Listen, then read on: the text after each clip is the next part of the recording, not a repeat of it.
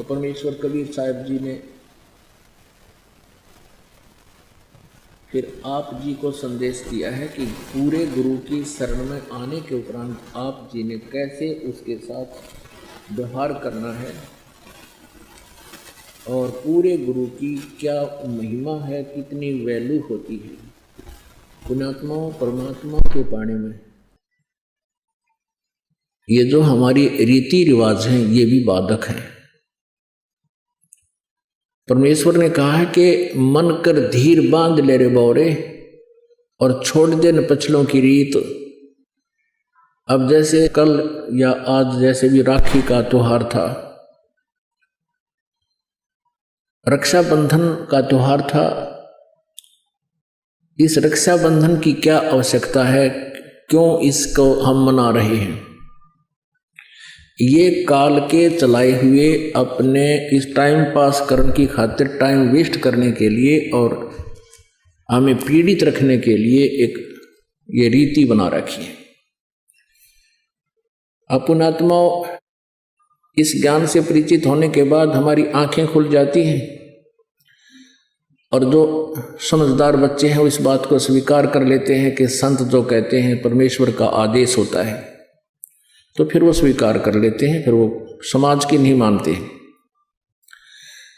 एक बहन ने बताया कि जी उपदेश लेने से पहले मैं राखी बांधने के लिए अपने भाई के वहां घर गई।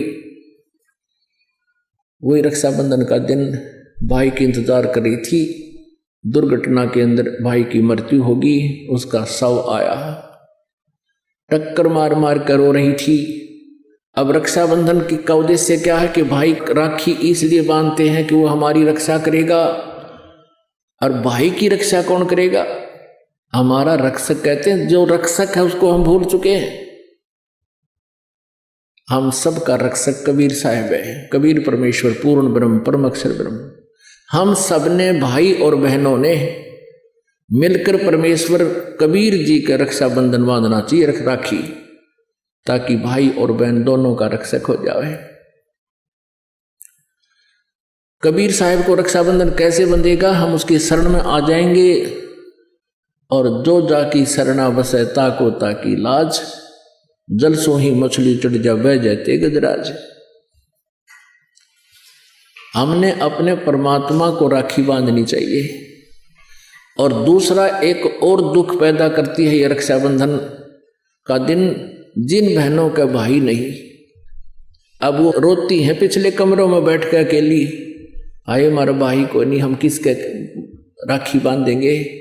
कोई चाचा के, कोई ताऊ के, कोई मामा के भाइयों की मुंह की तरफ ताकेंगे हैं, और फिर वो न सोचेंगे या पैसे लेने की मारी यहाँ आ जाती है, चाहे ना कहें पर अंदर में जरूर अवश्य होगा, ऐसा होगा। और हमने ऐसा ना करना है, हमने अपने ऊपर कर्जा नहीं चढ़ाना किसी का। तो इसलिए हमने रक्षाबंधन का त्योहार कैसे मनाना है? परमात्मा का नाम ले लेना है।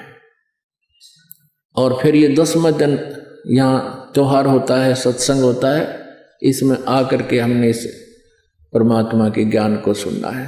तो ये इस तरह की जो रीति रिवाजें हैं ये हमें पीड़ित करने के लिए है, हमारे को एक दूसरे से दूर करने वाली है। अब रिवाजें बन गई हैं कि बहन राखी बांधना आवेगी, उसको कुछ देना पड़ेगा, एक मजबूरी सी बन गई। तो ये भी हमारे नाते में दरार पैदा करती है। तो पुण्यात्माओं, जिन्होंने परमात्मा पाना है तो परमेश्वर के विधान को अपनाना ही पड़ेगा।